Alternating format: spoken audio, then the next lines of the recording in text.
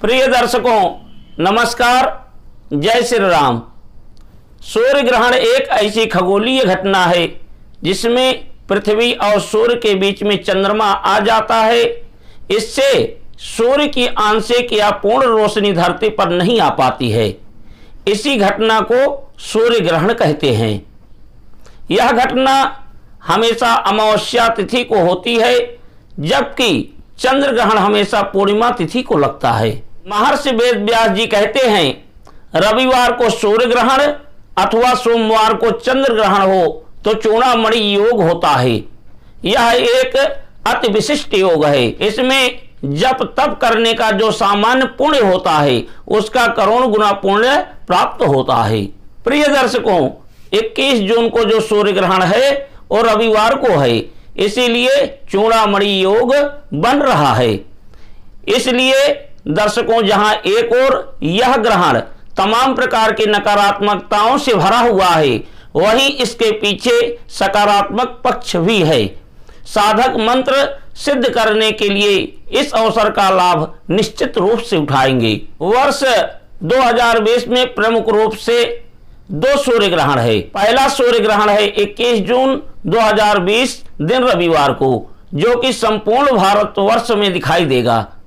दूसरा सूर्य ग्रहण 14 दिसंबर 2020 दिन सोमवार को है, जो कि भारत में दिखाई नहीं देगा। इसीलिए इसको अपने देश में किसी भी प्रकार से धार्मिक मान्यता प्राप्त नहीं होगी। प्रिय दर्शकों, 21 जून 2020 रविवार आषाढ़ कृष्ण पक्ष अमावस्या के दिन सूर्य ग्रहण भारत में खंड ग्रास के रूप में दिखाई देगा। यह सदी का दूसरा ऐसा सूर्य ग्रहण है जो 21 जून को ही हो रहा है। इससे पहले 2001 में 21 जून को सूर्य ग्रहण हुआ था। जब सूर्य का कुछ हिस्सा ही ग्रहण के दौरान ढक जाता है तो उसे आंशिक या खंड ग्रास ग्रहण कहते हैं। और जब सूर्य पूरी तरह से ढक जाता है और रोशनी चारों ओर से एक कंगन की तरह दिखाई देने लगती है तो उसे कंकड़ सूर्य ग्रहण या खग्रास कहते हैं।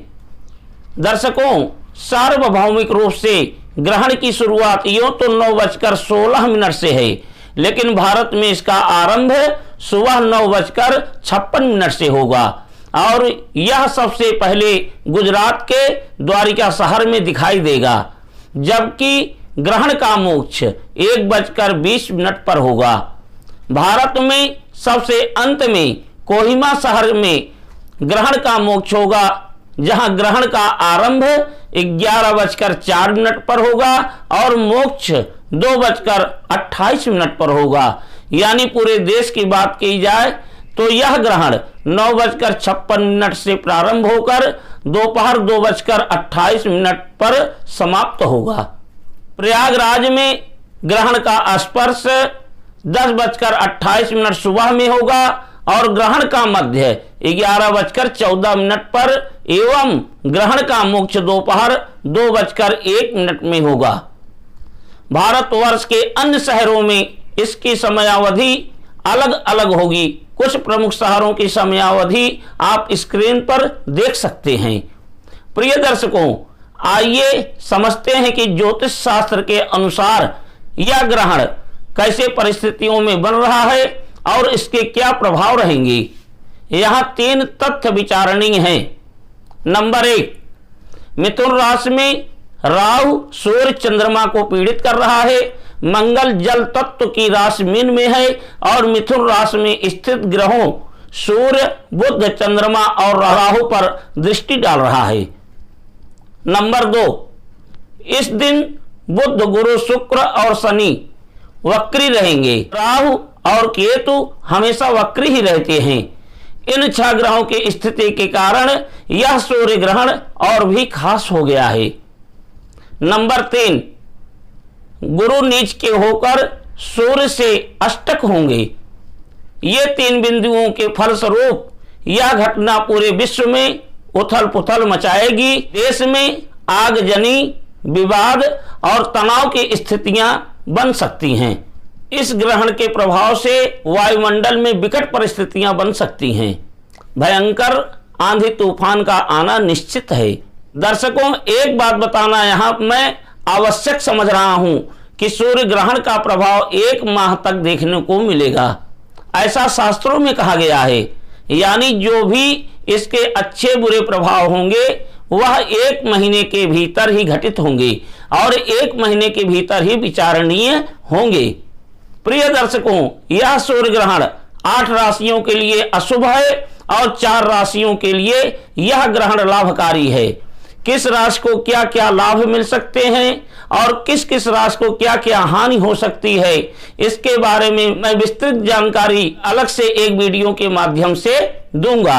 इसीलिए आप लोगों में से जो भी सज्जन अभी तक इस चैनल को सब्सक्राइब नहीं किए हुए हैं, सब्सक्राइब कर लें और अगले वीडियो को देखना न भूलें।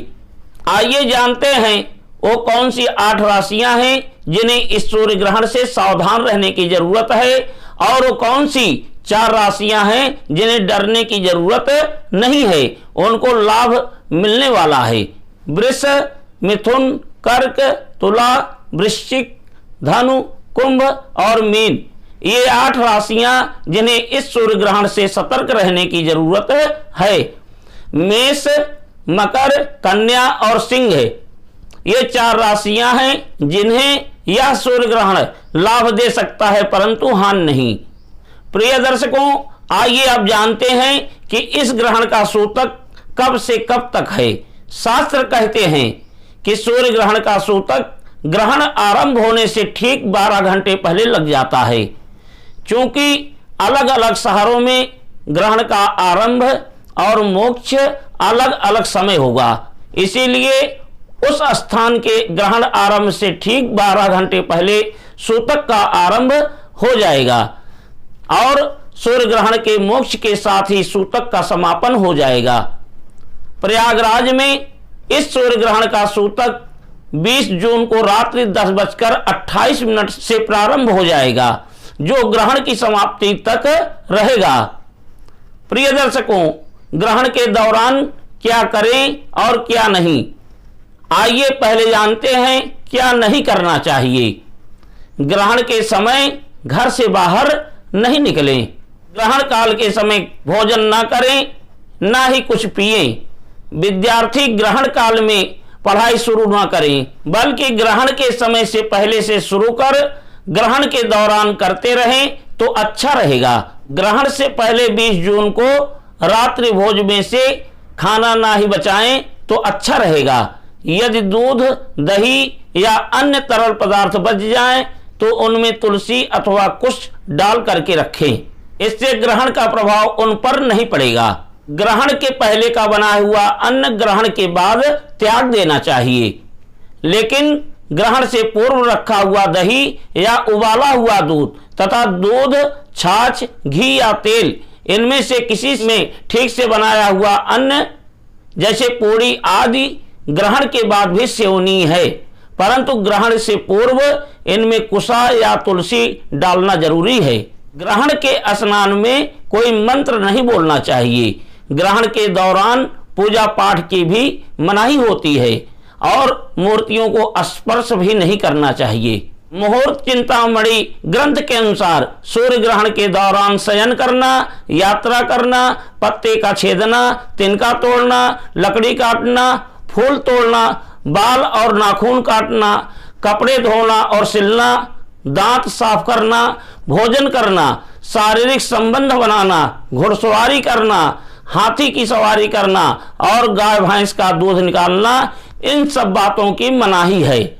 प्रिय दर्शकों, अब जानते हैं ग्रहण के पश्चात क्या करें। घर में बने पूजा स्थल को भी ग्रहण के दौरान ढक कर रखें। ग्रहण समाप्ति पर पूजा स्थल को साफ कर गंगा जल का छिड़काव करें। देव मूर्ति को भी गंगा जल से स्नान करावें। तदुपरांत भोग लगाएं। प्रभु का स्मरण करते हुए पूजा पाठ, दान आदि धार्मिक कार्य करें। इस समय नवग्रहों का दान करना भी लाभकारी रहेगा। ग्रहण से पहले स्नान करें। तीर्थों पर ना जा सके तो घर में ही पानी में गंगा जल मिलाकर स्नान करें। ग्रहण के दौरान भगवान शिव के एवं सूर्य भगवान के मंत्रों का जाप करें। ग्रहण काल में स्पर्श किए हुए वस्त्र आदि की शुद्धि हेतु बाद में उसे धो देना चाहिए तथा स्वयं भी पहने हुए वस्त्र सहित स्नान करना चाहिए। आसन, गोमुखी या मंदिर में बिछा हुआ कपड़ा भी धो दें और दूषित औरा से शुद्धिकरण हेतु गोमूत्र या गंगा जल का छिड़काव पूरे घर में करना अत्यंत श्रेष्ठ माना जाता है। ग्रहण के बाद स्नान करके खाद्य वस्त्रों में डाले गए कुश या तुलसी को निकाल देना चाहिए। सूर्य या चंद्र जिसका ग्रहण हो उसका शुद्ध बिंब देखकर भोजन करना चाहिए। अब अंत में गर्भवती महिलाओं के लिए सावधानियां। गर्भिणी अगर चश्मा लगाती हो और चश्मा लोहे का हो तो उसे ग्रहण काल तक निकाल देना चाहिए। बालों पर लगी पिन या नकली गहने भी उतार दें। कुल मिलाकर लोहे की वस्तुएं जो शरीर पर हो उन्हें उतार दें और किसी भी प्रकार के लोहे की वस्तुओं के संपर्क में आने से बचें। ग्रहण काल में सिलाई, बुनाई, सब्जी काटना या घर से बाहर निकलना या यात्रा करना हानिकारक है। गर्भवती वज्रासन में न बैठें, अन्यथा शिशु के पैर में समस्या हो सकती है। ग्रहण के दौरान शयन करने से शिशु आंख से अत्यंत कमजोर या रोगी हो सकता है। ग्रहण काल में बर्तन आदि घिसने से शिशु की पीठ पर काला दाग होता है। ग्रहण काल के दौरान मोबाइल का उपयोग आंखों के लिए अधिक हानिकारक है। उस दौरान निकले रेडिएशन से गर्भस्थ शिशु के विकास में रुकावट आ सकती है। वैज्ञानिकों के अनुसार इसके कारण शिशु तनाव में भी जा सकता है। ग्रहण काल में गले में तुलसी की माला या चोटी में कुछ धारण कर लें। गर्भवती ग्रहण काल में अपनी गोद में एक सूखा हुआ छोटा नारियल यानी श्रीफल लेकर बैठें और ग्रहण पूर्ण होने पर उस नारियल को नदी अथवा अग्नि में समर्पित कर दें। ग्रहण से पूर्व देसी गाय के गोबर या तुलसी पत्तों का रस का गोलाई से पेट पर लेप करें। रस न मिलने पर तुलसी अर्घ का उपयोग कर सकते हैं जो कि दुकानों पर आसानी से मिल जाएगा। देसी गाय का गोबर न उपलब्ध हो तो गेरू मिट्टी का लेप करें अथवा शुद्ध मिट्टी का लेप कर लें। इससे ग्रहण काल के दुष्प्रभाव से गर्भ की रक्षा होती है। प्रिय दर्शकों, इस प्रकार यह थी इस ग्रहण से संबंधित जानकारी। मैंने ज्योतिषी के रूप में अपने दायित्व का निर्वहन कर दिया। अब आप सब अपने दायित्व का निर्वहन करें और इस वीडियो को अधिक से अधिक लोगों तक पहुंचाएं जिससे समस्त लोगों को ज्ञान लाभ मिले। भगवान आप सभी का कल्याण करें। जय श्री राम।